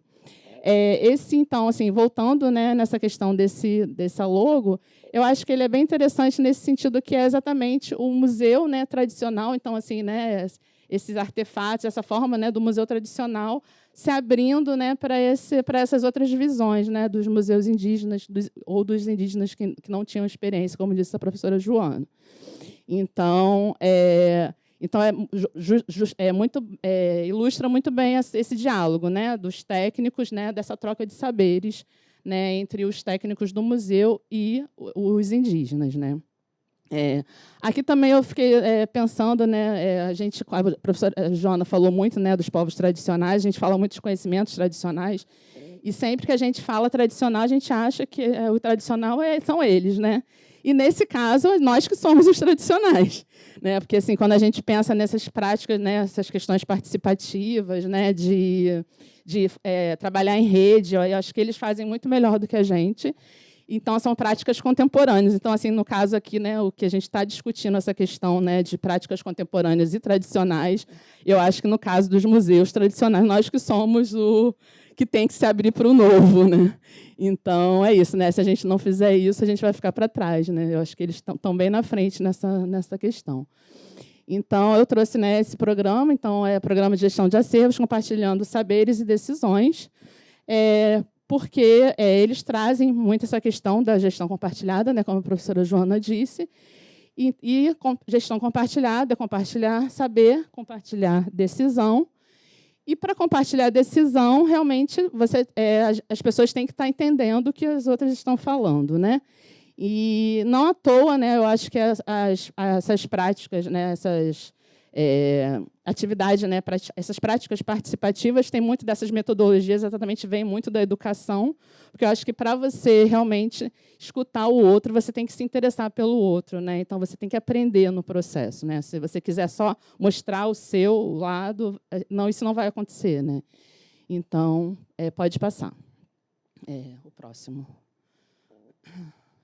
Quem está passando? Então, a gente chega aqui, né, a gente começa na questão já do programa, né, aqui é a primeira capinha do programa. Só assim, né, para quem não tem tanta prática, o Programa de Gestão de Acervos visa estabelecer diretrizes e políticas para o gerenciamento de acervos musealizados, abrangendo ações de acesso, movimentação, conservação, documentação de bens arquivísticos, bibliográficos e museológicos. Seu objetivo é planejar o processamento técnico, gerenciamento, preservação e difusão desses acervos, fundamentando-se em documentos formais que orientem as políticas de desenvolvimento das coleções e fundos, documentação, conservação e acesso. No caso deste museu, visa estabelecer práticas de cogestão dos povos indígenas com seu patrimônio cultural, a partir de práticas participativas. Isso, né, a partir dessa demanda deles, que em todo momento isso foi muito trazido, né, essa necessidade de participar das decisões, de tudo que se refere ao patrimônio cultural deles, né? Então, a gente traz essa provocação. O que seria essa gestão de acervos participativa, né, para construir esse programa? Pode passar. Aqui é um pouco tentando conversar, eu ia fazer uma dinâmica, mas acho que também não dá tempo, mas conversando bastante com o que a professora Elizabeth perguntou, né? Então, assim, vocês responderam, né, de práticas participativas nas instituições de vocês. E, assim, eu estava até lendo as respostas, né, para não ter que fazer outra dinâmica. E, assim, a maioria das respostas, né, a gente sempre vai para o lado da difusão, né? Como a professora Elizabeth disse, mas pensando nesse público externo, né? Então, assim, você realmente traz essa coisa pronta, então é um nível de participação ainda, né, que é limitada, né? A gente também tem práticas assim, é isso, não existe, né? A gente nem sempre consegue fazer o ideal, né? Por exemplo, esse trabalho que a gente fez, se não fosse a universidade, a gente não teria fôlego de fazer. Então, assim, o Daniel sempre fala uma coisa, que a gente é o que consegue ser. Então, nem sempre a gente consegue fazer o que a gente acha certo também, né? Principalmente com a gente servidor público, né? Um museu público. Então, assim, também nem sempre o que a gente acredita, o que a gente acha certo, está na lei, né? Então, assim, a gente também tem que seguir a lei. Então, tem todas essas questões envolvidas. Aqui, assim, um pouco, né, desses processos. Então, assim, a maior parte... Estou falando muito rápido, gente? É que eu estou vendo que está...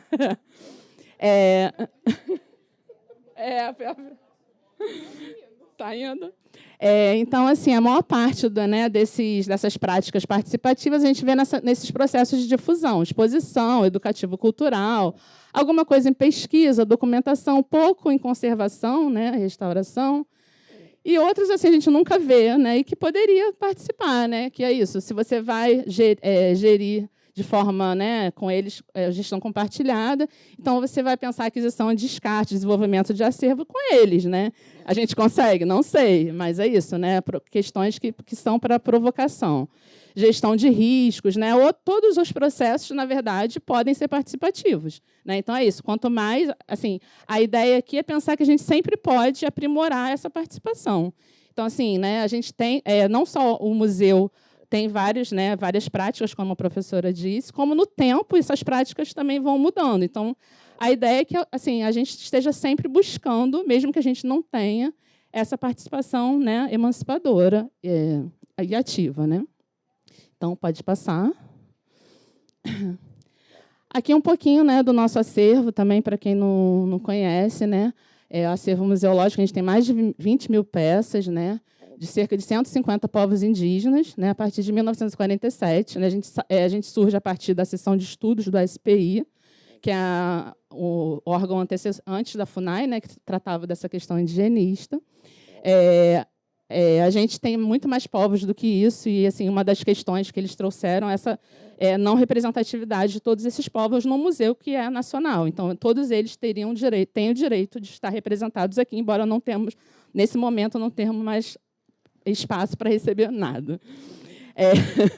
Então, o acervo arquivístico abrange conjuntos documentais relativos aos povos indígenas que encontravam-se sob a guarda do antigo Serviço de Proteção ao Índio, né, esse índio, né, que eles criticaram tanto, que a gente continuou sendo o Museu do Índio, mesmo depois do Ministério dos Povos Indígenas, da criação do Ministério dos Povos Indígenas e da fundação, que aí mudou o nome da FUNAI, e o museu não foi junto, né, por questões burocráticas, e a gente ficou por muito tempo, né, durante o plano, com uma personalidade assim, né, meio bipolar, que quando a gente, nos documentos, a gente tinha que botar o Museu do Índio, com eles já era o Museu Nacional dos Povos Indígenas. Então, assim, né, foi todas essas questões. O acervo arquivístico, né, também a gente tem guarda principalmente esses documentos da SPI, filmes, né, fotografias, Memória do Mundo, né, um acervo Memória do Mundo pela Unesco. Tem também resultados de projetos de pesquisa, muita documentação do projeto Unesco, que a gente já tem há alguns anos, que também causa questões, né, de gestão digital, né, de dificuldade de recuperação de toda essa informação. E o acervo bibliográfico, que é composto da literatura especializada nas temáticas relacionadas à política indigenista do Estado brasileiro. E eles também vêm trazendo isso. Por que não ter autores indígenas nessa biblioteca, né? Então, assim, todas são questões assim, legítimas e que a gente tem que responder de alguma forma, né? Pode passar.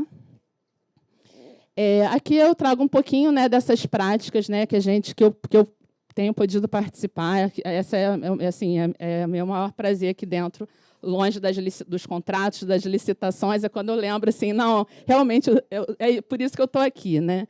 Que são as oficinas de qualificação de acervos, né? Que assim, né, a gente sempre tenta aproveitar, né, o máximo para poder aprender com eles, né, sobre esses acervos. Então, assim, toda vez que, por algum motivo, eles estão aqui no Rio, né, às vezes vieram para outra situação, a gente pode conhecer o museu, pode conhecer o material, a gente tenta o máximo possível deixar o resto do trabalho de lado e levar. E, assim, às vezes, realmente é uma demanda, mesmo pela uma oficina mais assim, minimamente estruturada, que é esse caso, né, os Balatiponé, né, mais conhecido como Mutina, e eles têm o último ancião que sabe fazer as armas, e aí isso ele né, fazia já com o tempo não mais para o uso, então assim tinha perdido um pouco a questão das medidas e tal, então eles vieram aqui mais ver essas medidas, porque era realmente para uso, para caça, não para estar exposto, né? Então assim Então, vieram retomar todas as variedades que a gente tem, né? A gente tem ainda é um acervo da época do SPI, né? Então, assim, é realmente antigo. Eles realmente não tinham mais esse saber. Tem então vários tipos de pontas, né? E assim é muito interessante. Assim, esse tipo de demanda, para mim, acho que é realmente a razão de ser assim do nosso acervo, assim, para mim, né? A minha leitura, que é realmente eles poderem recuperar essas práticas que perderam por várias expoliações e tudo, né? Então, assim, a gente tenta ao máximo dar sempre esse acesso e assim é muito gratificante participar disso. As próprias oficinas, elas têm também graus de participação, como a professora disse, né? Nem toda oficina, né, consegue ser tão participativa, depende de vários fatores, né? Com o tempo, ela também foi mudando, né? Ela começou realmente com essa necessidade de documentar essas coleções, né? Porque os objetos, né, que chegam aqui no museu por pesquisa, eles costumam ser bem documentados. Mas tem objetos que chegaram pelo próprio trabalho da FUNAI, do SPI, de várias, né, outras situações, da própria loja também, que foram sendo separados da antiga loja Arte Índia, não sei se alguém chegou a conhecer, que assim não tem tanta documentação, foi sendo separado por ser bonito, né, por uma questão estética, mas às vezes a gente não tem nem o povo, né? Às vezes a gente tem umas categorias assim, povos do Nordeste, povos do Rio, né? A gente não sabe nem exatamente o povo, então assim todo esse trabalho também tem que ser feito.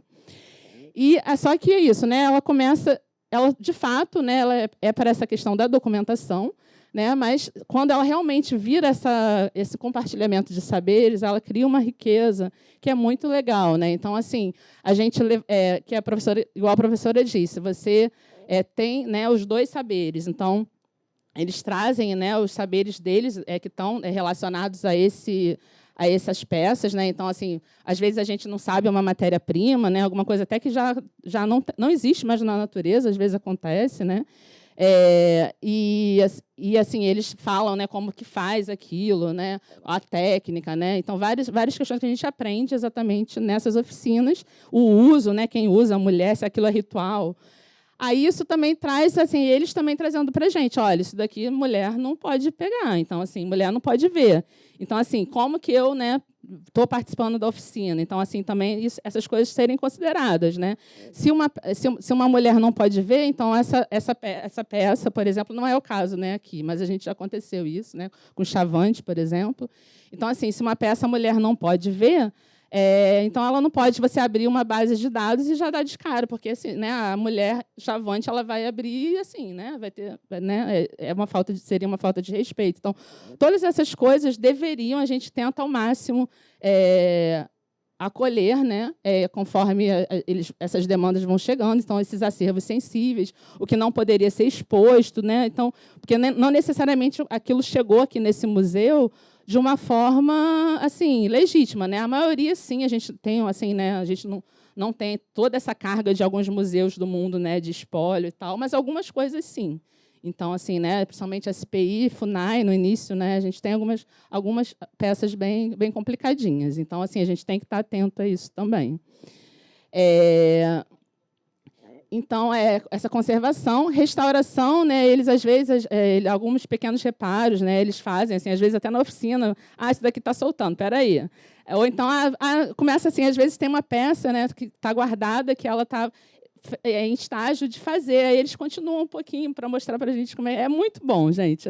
Aí, então, assim, os anciãos... desculpa.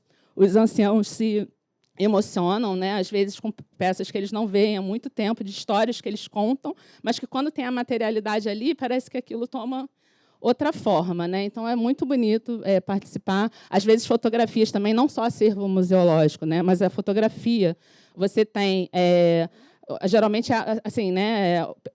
Tem o nome do pesquisador, mas não tem aí indígena. É Índia Pataxó, né? Índia, sei lá, qualquer povo, mas assim não tem o nome.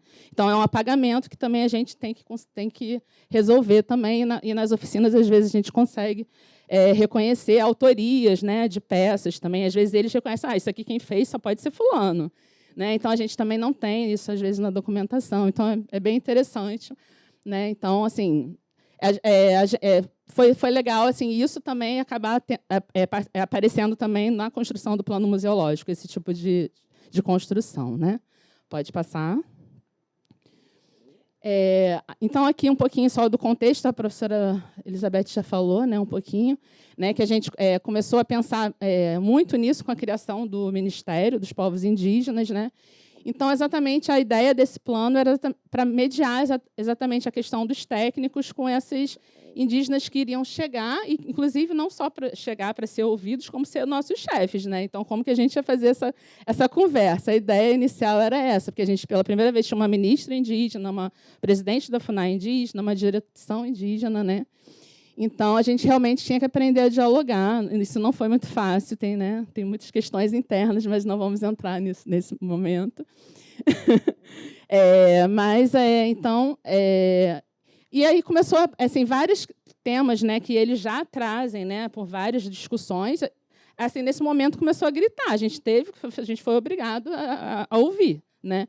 É isso. A gente aqui, nesse caso, a gente não necessariamente quis ser participativo, nem todo mundo, né? Mas a gente foi obrigado. Então, assim, você tem várias questões que eles trazem, essa definição de protagonismo indígena, né? Então, eles querem falar por eles, não mais. Então, assim, todos os trabalhos que foram feitos, esse acervo, por exemplo, que chegou aqui, por uma construção assim, de pesquisa, né? Tem o seu valor, porque a gente consegue recuperar, né, esses saberes, às vezes, que estão adormecidos, mas, ao mesmo tempo, é a voz desses pesquisadores, né? Esse desenvolvimento veio nesse contexto. Então, assim, como que a gente pode aprimorar isso e, assim, né, construir uma coisa realmente com eles, né? Com a voz deles, né? A questão do acesso a direitos, né? Memória e reparação. O nosso acervo arquivístico, ele é muito usado para questões de demarcação de terra, né? Que infelizmente, assim, né? Às vezes, terras que foram demarcadas pelo próprio SPI não estão reconhecidas pela FUNAI. É loucura total, assim. Aí você vê situações, né? Essas discussões de marco temporal, parece que não existe toda essa história, né? Então, assim, pelo nosso arquivo, você tem esse acesso a direitos, né, a essa memória e, assim, a possibilidade de reparação. Tem uns trabalhos muito legais de documentários que eles, do Irmânio, por exemplo, que ele conseguiu pelo nosso arquivo entendeu um sítio arqueológico que estava lá e que era um sanatório, as questões de direitos humanos bem complicadas, e que ele também fazendo a questão da oralidade com o nosso arquivo, bem interessante. E, assim, são várias questões. Por exemplo, né, a gente geralmente tem um acesso igual, né, para pesquisador, é a mesma fila. Né? Assim, eu acho isso meio complicado, porque assim, você está lidando de um lado com direitos e, do outro lado, é uma pesquisa. Será que a gente não deveria ter um acesso prioritário? Então, são várias questões que a gente pode, né, que a gente tem que se perguntar.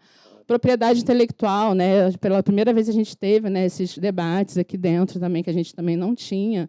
E, realmente, né, a gente tem que tomar cuidado até com disponibilização, né, de informação em base de dados, que pode ser usado exatamente para roubar acervo genético. Né? Os materiais são feitos de plantas, né, às vezes que não existem, ou que são usadas, né, para remédios, alimentação, e que criam patentes como se, né, alguém descobriu. Né? Então, essas questões que começaram a gritar. Repatriação, né, questões de repatriação, de restituição. Então, assim, o que deveria estar muito no exterior, né? Isso tem muita questão com outros países, mas a gente também pode ter um pouco esse papel, né, com eles. Né? O que os outros países fazem com a gente acaba, se não se vê, acaba fazendo a mesma coisa. Você não tem como preservar, então não tem como sair daqui. Então, assim, a gente tem que se questionar, né? São várias questões. O próximo. Aqui a missão, né, que a gente construiu durante o plano, né, para a gestão de acervos é muito importante, né, a questão da missão. A missão foi assim exaustivamente discutida, foi uma das partes assim que teve muito debate, né, a parte da missão, valores, foi muito debatida, palavra por palavra. Não, essa palavra não está bom, tira, aí na consulta mudou, aí voltou, e foi muitas idas e vindas para se chegar nessa missão. E a consolidação como um espaço de protagonismo político e cultural indígena, onde as decisões sobre a preservação e promoção das culturas dos povos indígenas sejam conduzidas e deliberadas pelos próprios povos indígenas, assim como o fortalecimento do papel do museu como um ator político na defesa dos direitos culturais indígenas, com uma perspectiva decolonial e antirracista. Quer dizer, realmente, assim, né, a questão da preservação dos acervos, né, e a parte do advocacy, que o Leonardo vai falar. Ah, tá.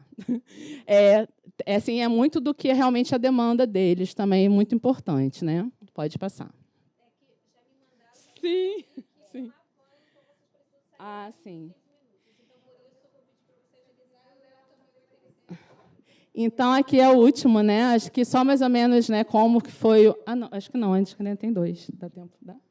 Bom, então, aqui durante, né, as discussões, né, compartilhando saberes e decisões, eles trazem muito essa questão da consulta livre, prévia informada, e eu acho muito interessante essa informada, porque é isso, né, não tem consulta se a pessoa não entender exatamente do que você está falando. Então, isso leva todo um processo. Você tem pessoas que, né, que o português não é a língua materna, é muito complexo o trabalho.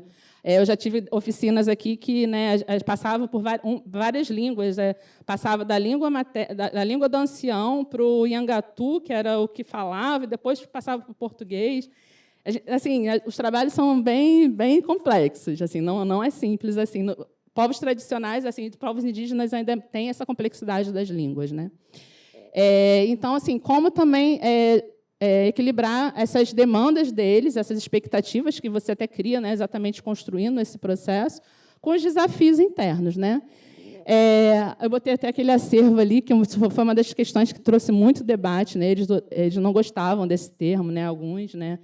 Achou até ofensivo, né? Porque é isso, para eles os objetos têm vida, têm espírito. Né? Então, é um termo, né, complicado, mas, ao mesmo tempo, é difícil você fugir desse termo no mundo dos museus e dos programas obrigatórios. Então, né, toda essa discussão de, olha, a partir daqui eu não posso ir também. Né? Assim, é isso, mostrar também o limite, por que você ali você não pode ceder. Né? Também eu acho que é importante informar, né, esses limites do servidor, nesse caso. A categoria de usuários, né, porque a gente, né, pensou, né, nessa construção. Então, assim, exatamente a gente considerando o indígena nosso usuário prioritário. Então, por isso a gente realmente fez um esforço para atingi-los, assim, né, no máximo possível de povos. Acessibilidade, essa questão também que a professora Joana trabalhou muito, né, de como levar essa informação para essas diferentes línguas e culturas. Então, é o correto, eu falo, né, que deveria tudo aqui no museu ser em todas as línguas indígenas, né? Mas isso, assim, se pelo menos a parte do povo dele for, já seria uma realização. Aí, arqueologia, oralidade, isso aqui surgiu também. Eles gostariam que aqui já teve um setor de arqueologia.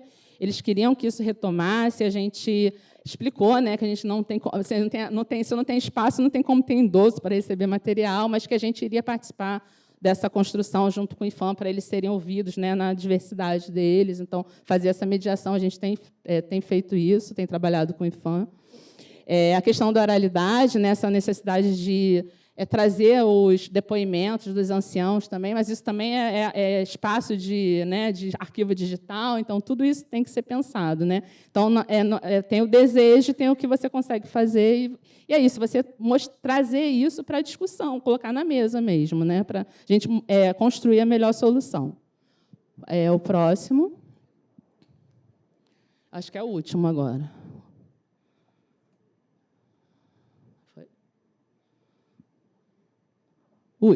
Último slide. Falta um. Quem está passando? Bruno, passa mais um. Ah, tá, não. Tá, não, desculpa. Internet não quer ir embora.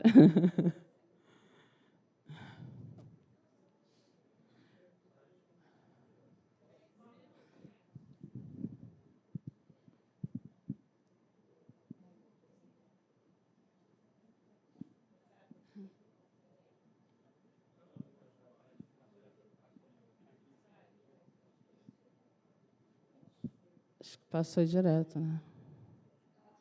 Ah, entendi.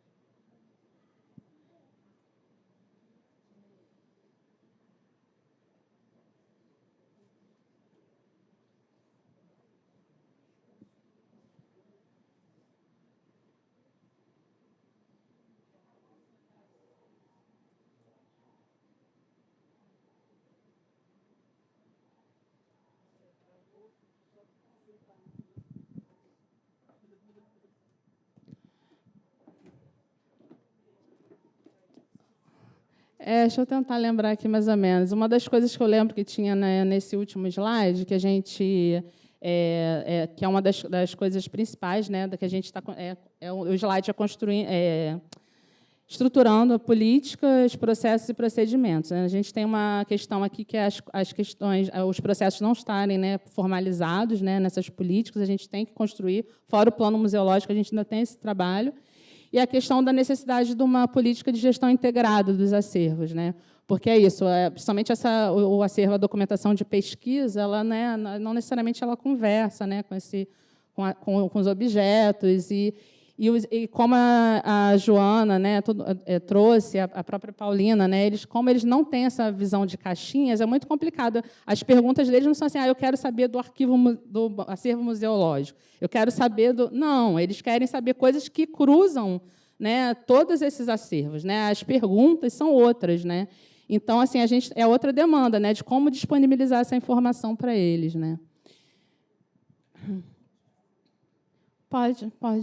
É mais ou menos isso, gente. Aí tem outras questões lá, vocês vão ter acesso ao documento, né, outras ações. Aí é isso, tem a parte, né, que a gente tentou responder as demandas deles e tem a parte que a gente foi obrigado a colocar. Por exemplo, a gente é obrigado a seguir o PPA, né, do Ministério, o PEI, da FUNAI. Então, assim, a gente também tinha já metas que a gente teve que colocar ali, questões estruturais, que a biblioteca, por exemplo, está dentro do casarão que precisa ser restaurado, então esse acervo vai ter que ser retirado. Então, assim, né, questões que a gente precisa resolver fora o diálogo. É isso.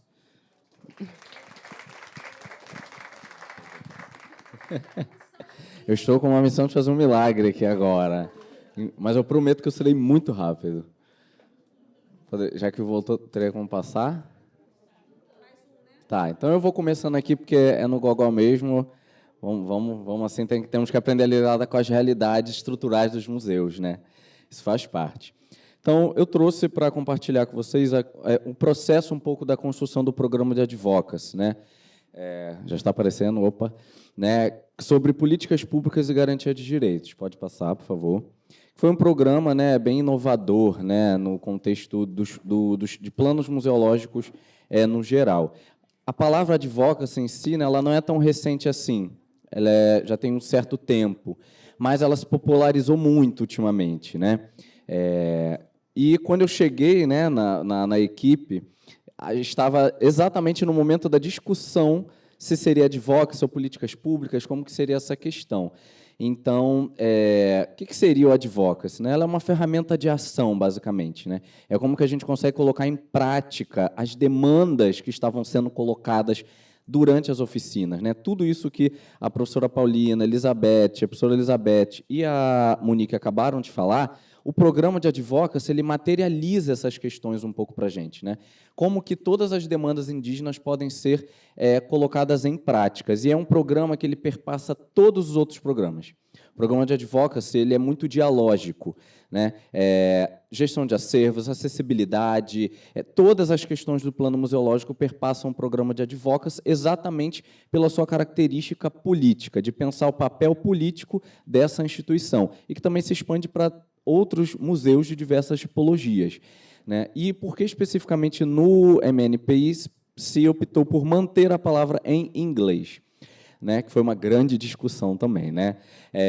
Por a palavra já está na linguagem jurídico-política, né? Está na rede já jurídica, então foi uma das primeiras razões. A questão da internacionalização dos movimentos indígenas também, né? Utilizar a palavra advocacy no plano museológico possibilita que os movimentos indígenas, né, sempre no plural, porque não é um movimento só, a diversidade, o plano possa ser um instrumento de política de inserção desses movimentos a nível internacional, algo que já estava sendo colocado em prática no museu a partir da primeira direção indígena. Desculpa pela rapidez. E também, como já foi mencionado, o histórico da atuação do museu. Desde o seu nascedor, o museu já tem uma atuação política. Desde dos relatórios do SPI, em que Darcy Ribeiro escreve, se a gente pegar lá os relatórios, né, eu, como um bom antropólogo, já fiz todo esse trabalho, de pegar todo esse relatório do SPI e lendo as justificativas que Darcy Ribeiro colocou para a construção desse museu, o papel político desse museu já estava colocado e ele vai se ampliando cada vez mais a partir que os próprios indígenas tomam posse desse lugar, né? Eles se apropriam dessa instituição e esse papel político vai crescendo cada vez mais. Pode passar, por favor. E um passo fundamental para se pensar em advocacy é o mapeamento, né? Pode passar, por favor. E que tem algumas perguntas-chave, né, para se mapear, que é a parte mais fundamental de se pensar uma estratégia de advocacy em um plano museológico, né?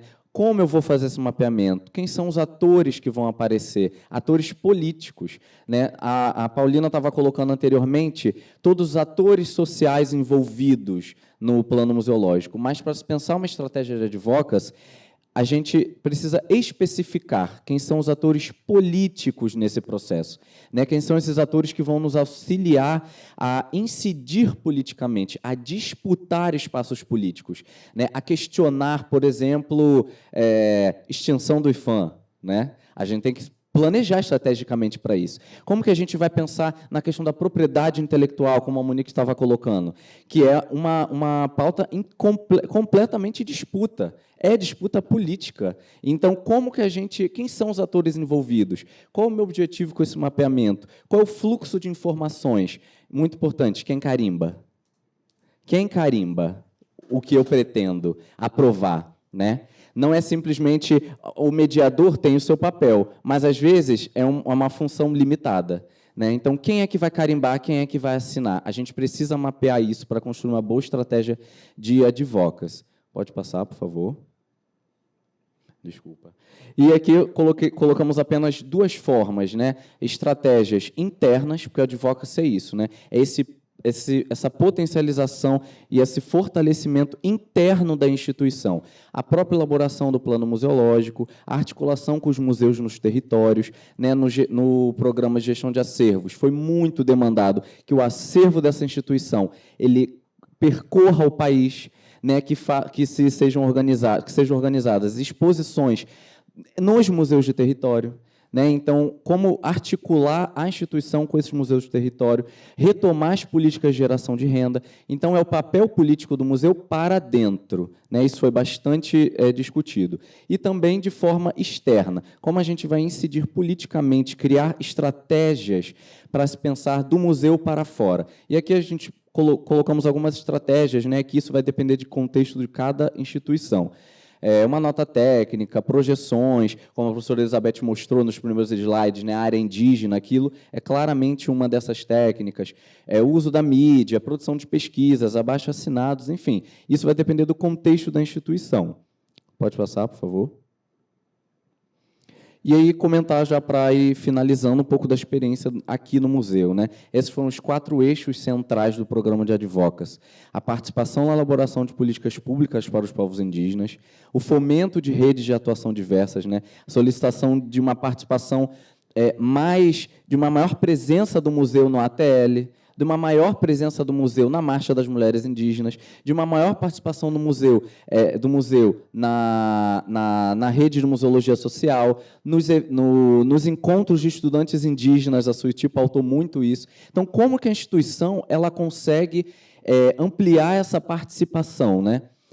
Nas redes indígenas que já existem. A captação de recursos financeiros também a professora Joana colocou, né? Às vezes, os funcionários e os representantes, né, o fórum, há muitos projetos, há muitas ideias, mas precisa disso aqui para sair do papel, né? Então, como que a gente amplia a captação de recursos financeiros, que é uma realidade não só aqui do museu, mas de diversas outras instituições culturais, né, na sua amplitude. Então, pensar outras fontes de captação desse recurso e a incidência, de fato, em projetos de lei. O museu começar a olhar de forma mais delicada para o que está tramitando no Congresso. Como que isso afeta os povos indígenas, né?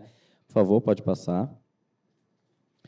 E a construção desse plano ela se deu nas oficinas, por meio da escuta, né, e do mapeamento dessas demandas, né. Toda a equipe ficou bem atenta a esse mapeamento, mas, especificamente, né, eu e o meu colega, o Michel, a gente trabalhou com cadernos de campo, né, antropólogo, né, não foge muito disso, né? Então, fazendo o mapeamento dessas demandas, articulando já com os outros programas do plano museológico, para que a gente pudesse estruturar o programa de advocacy. Nós realizamos também um diagnóstico, né? Fomos lá ver o histórico da instituição, mapeamos os atores, ações anteriores de participação indígena também, para então chegar na escrita do programa, que, como a professora Joana bem colocou, não foi escrito por uma pessoa, né?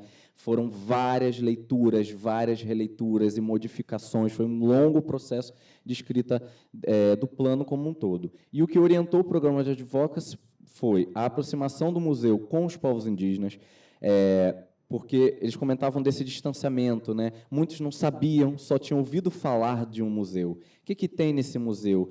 Será que tem objetos do meu povo nesse museu ou não tem? Então, a aproximação da instituição com os territórios, a cogestão do patrimônio, novas formas de financiamento para o museu e para os territórios, como, por exemplo, retomar o projeto Arte Índia, a loja Arte Índia, que é uma importante ação, né, de geração de renda e, de fato, o fortalecimento do papel político da instituição. Pode passar, por favor. E aqui a gente teria uma atividade, mas, por causa do tempo, não dá, que é exatamente uma ação essencial para se pensar a construção de uma estratégia de advocacy, é o mapeamento. Quem são os atores políticos? Com quem eu preciso falar? Quais estratégias eu vou definir? Eu vou fazer um tuitaço, não é mais Twitter hoje em dia, né? Mas eu vou fazer um tuitaço, vou fazer uma projeção, um ato, como eu vou traçar essa estratégia de ampliar a função política do museu com qual eu trabalho? Pode passar. E era um pouquinho disso. A professora Elizabeth vai fazer só o fecho e a gente pode ir embora.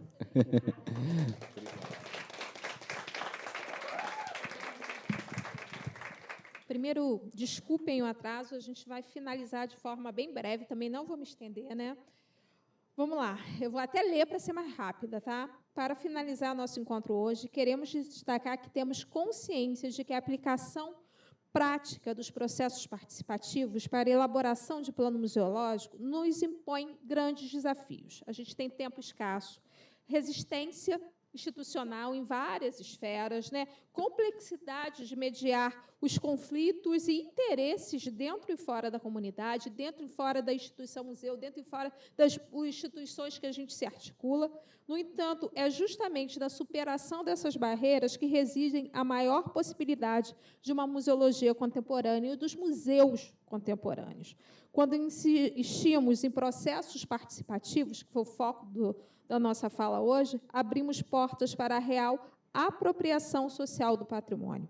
Temos que transformar o plano museológico de um documento burocrático em um instrumento vivo de transformação social. Não se tem um único modelo de metodologia participativa. É necessária adequação à realidade social, tecnológica, cultural, institucional, financeira. Mas, no entanto, o desafio é real.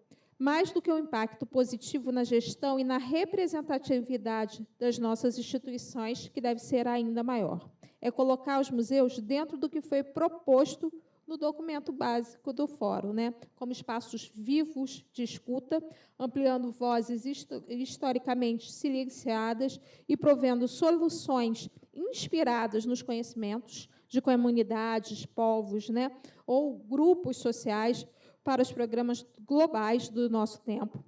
Colocar o museu como um agente de transformação social, capazes de articular saberes ancestrais e as perspectivas críticas dos campos de conhecimentos tradicionais, e entender o museu como um produtor de sentido e conexões com os territórios e suas urgências, né? Pode passar rapidamente? Bruna? Tá? São as referências que nós usamos, a gente vai disponibilizar o vídeo no YouTube, vocês vão poder ver, pode passar mais uma vez, né?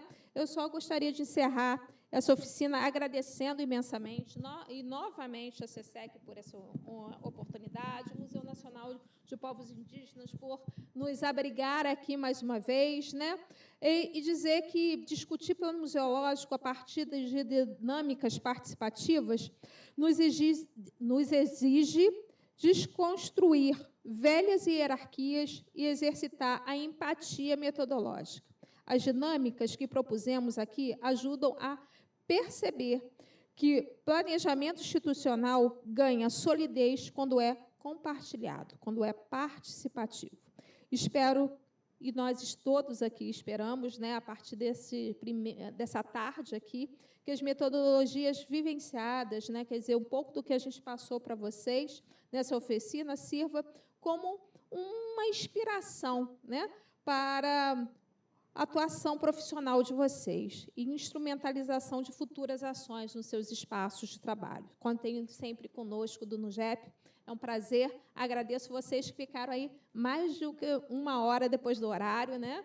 Mas que a gente tenha outros momentos e outros motivos para estarmos juntos. Eu queria agradecer também a assistência, né?